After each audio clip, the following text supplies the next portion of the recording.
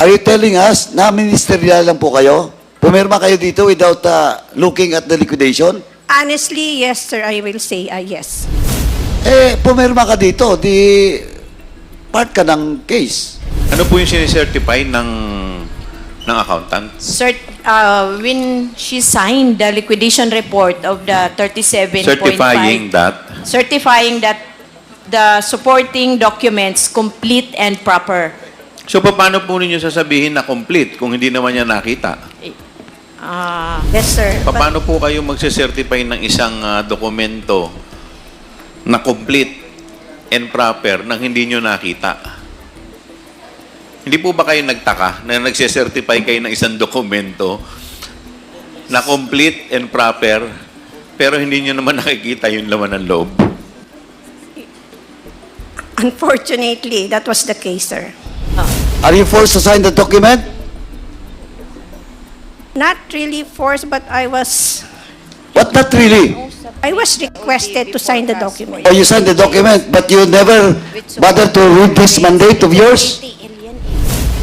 Who ordered you to sign the document? Not really ordered, but I was requested by... Yes, who requested you to sign the document? By Sunshine Fajarda. Miss Catalan is present. Yes, Your Honor, she's present. Rhunna Catalan from DepEd. Please. Miss? Please take your seat. Miss Catalan, for the information of everyone and the chair on this honorable committee, siya po yung isa sa mga pumirma as the head of the accounting department unit. Comsec, nakapag-oath na po ba si Miss Catalan? Ma'am? Miss Catalan, nakapag-oath na po ba kayo? Last hearing, nakapag-oath na? Okay. Yes, please continue, Congressman Paduano. Ma'am, are you still with the DepEd? Yes, Your Honor. And please tell us about your present position in DepEd. I've been the chief accountant since 2010 Until now. until now. Until now. So, you're aware of this liquidation report that was submitted by COA to this committee. And your name was affixed in this liquidation report. And you have a signature on this liquidation report. Yes, sir. So you're aware. I am aware of the face copy of the liquidation report, but the supporting documents were not presented to me. So it was not presented to you, you just signed it? It was, You're the chief accountant? yes, sir, but it was just a formality that it should be covered by the liquidation report. But No, but supposedly you're the chief accountant, you have checked. But per joint circular, sir, it was stated that the liquidation report plus the supporting documents shall be submitted by the disbursing officer direct to the ICPAO without any presentation to the chief accountant. Yung ICPAO po, saan po department under yun?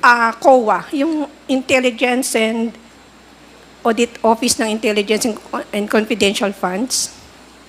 COA, do you confirm it? CR break lang po si Attorney Camora, sir. So, okay. I will wait for Atty. Zamora. So, ma'am, are you telling this committee na ministerial lang yung sa'yo? Come again, sir. Are you telling us na ministerial lang po kayo? Pumirma kayo dito without looking at the liquidation? Honestly, yes, sir. I will say yes. Oh, di may problema. Because if ever a case will be filed against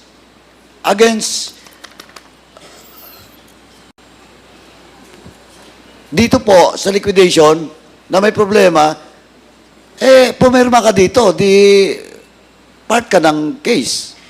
But then again, sir, under the joint circular, it was clearly stated that the documents and supporting documents to the liquidation report shall be directly submitted to the COA. And it means that it will not pass through the accounting. Oh, GMC, COA, pakicheck nga, shall.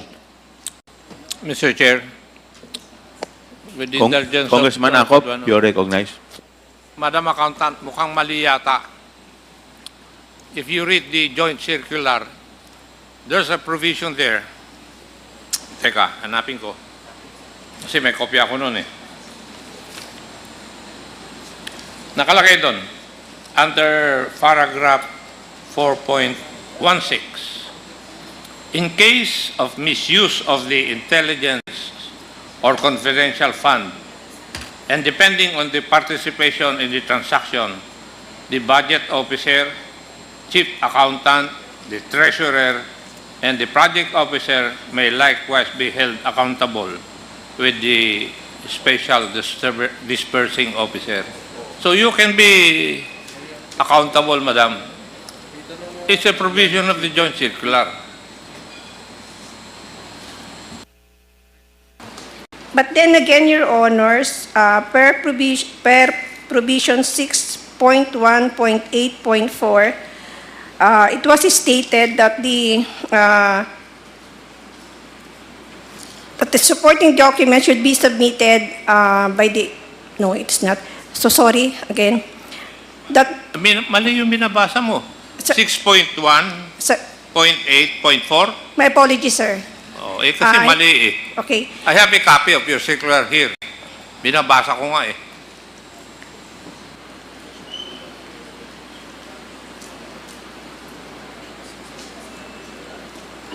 So it was under 6.2, the liquidation of the cash advance. It was stated under 6.2.2, all cash advances for CF and IF shall be liquidated within 30 days after every quarter and for from the approved date, target date of completion. Submission of the liquidation report duly signed by the head of agency or SDO, approved by the head of agency, together with the supporting documents under section 6.2.3 hereof and listed in the covering transmittal letter of the LR. This shall be submitted directly to the ICPAO in a sealed envelope with a visible label confidential for ICPAO only through any of the following: registered mail courier and authorized license officers. So, under this provision, it was clearly stated or implied that the documents didn't pass through or were not reviewed by the accounting office.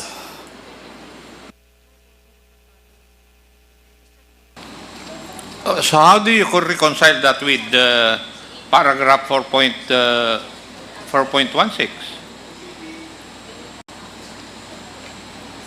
Sige nga. Kasi ini-excuse mo yung sarili mo because of a provision of the circular. But the same circular says that you can be accountable. How do you reconcile that?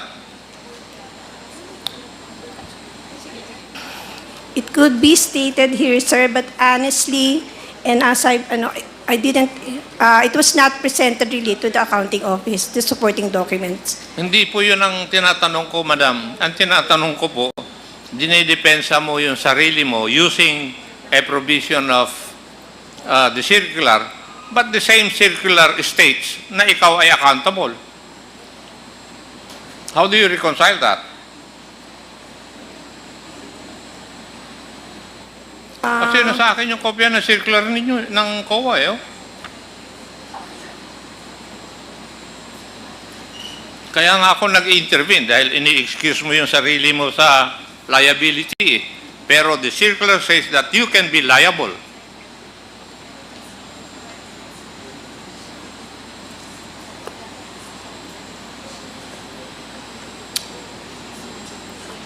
Diba? Yeah. You read 4.16.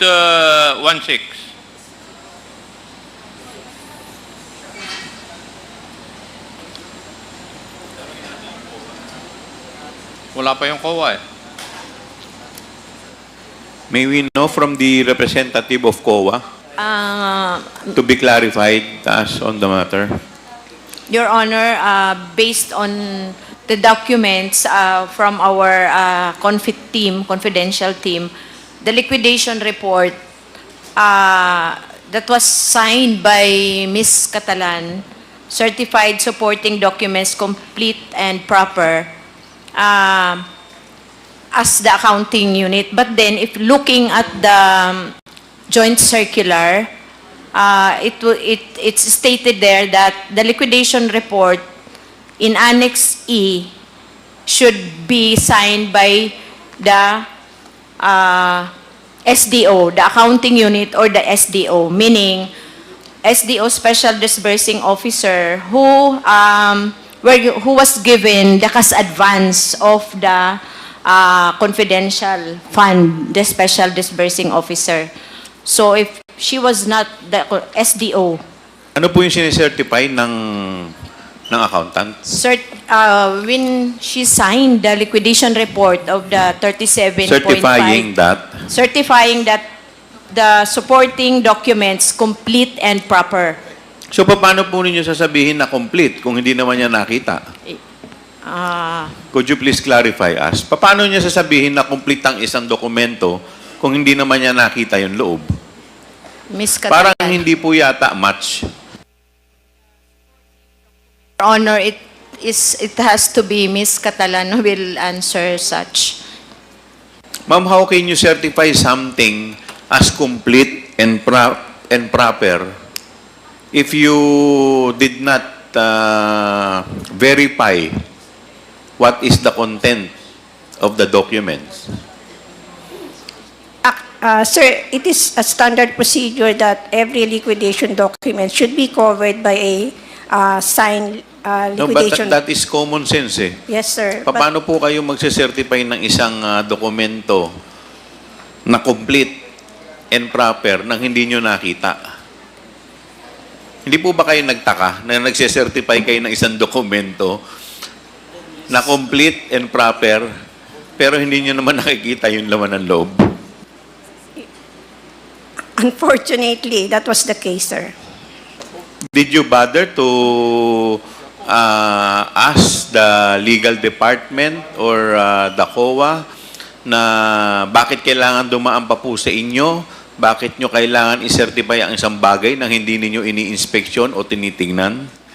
It was one of the requirements, sir, and I was made to sign that document, unfortunately.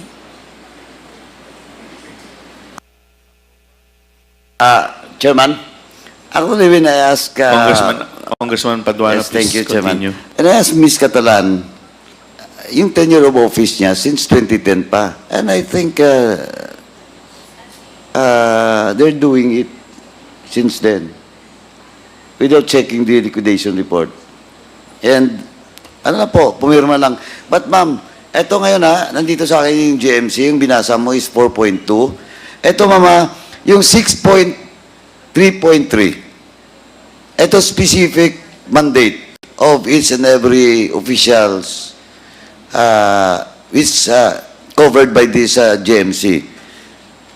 Ito, 6.3.3, the agency accountant.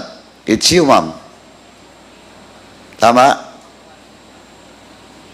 And look at 6.3.3D, paragraph D.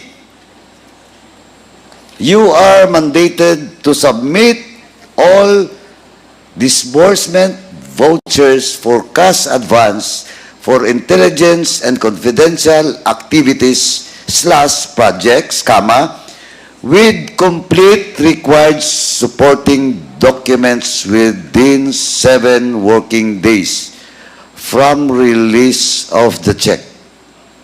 Oh. Hindi mo pwedeng sabihin na you're not accountable. Hindi mo rin pwedeng sabihin na diretsong ibigay sa COA. Because malinaw po sa mandate mo that you have to submit disbursement vouchers, confidential activities and projects with complete required supporting documents. Oh, within 7 days. Can I respond, Your Honor? The 6.1.8.4 pertains to the pre-audit of the cash advance. I'm telling about, no, that is not 6.8.4. I'm saying about the 6.3.3D. 6.3. Inconsistent with the provision that was read by Chairman Acop. Your mandate.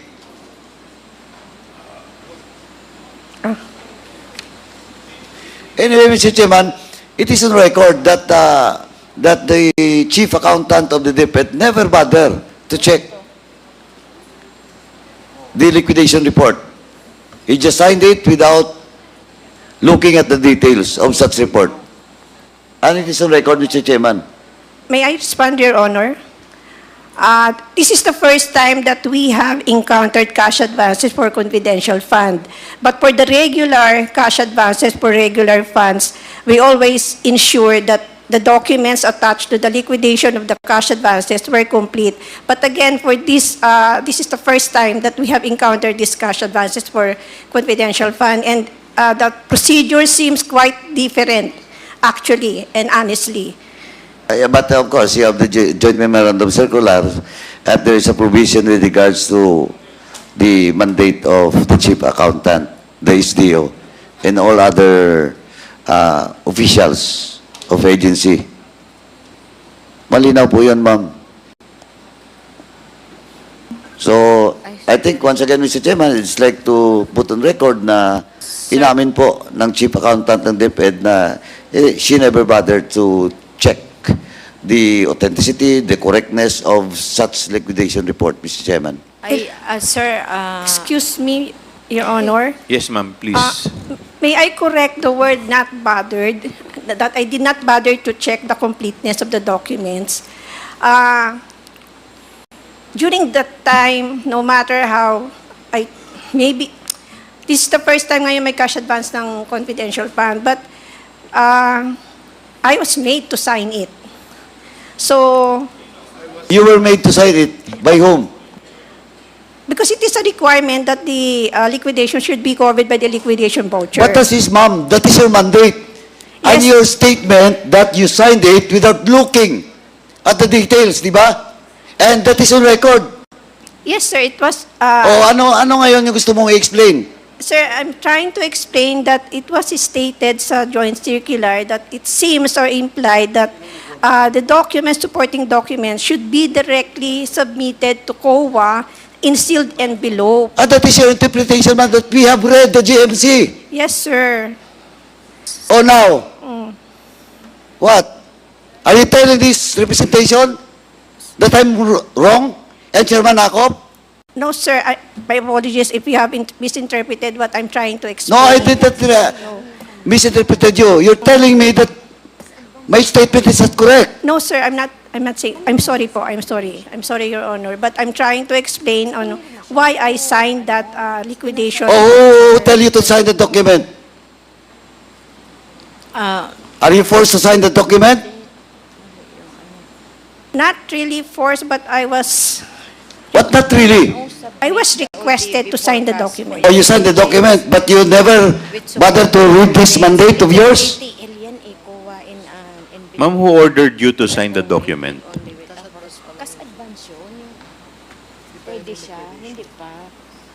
Who ordered you to sign the document? Not really ordered, but I was requested by... Yes, who requested you to sign the document? By ASEC Shine Fajarda. Sino po? Si Assistant Secretary Shine Fajarda. Sunshine Fajarda. Okay.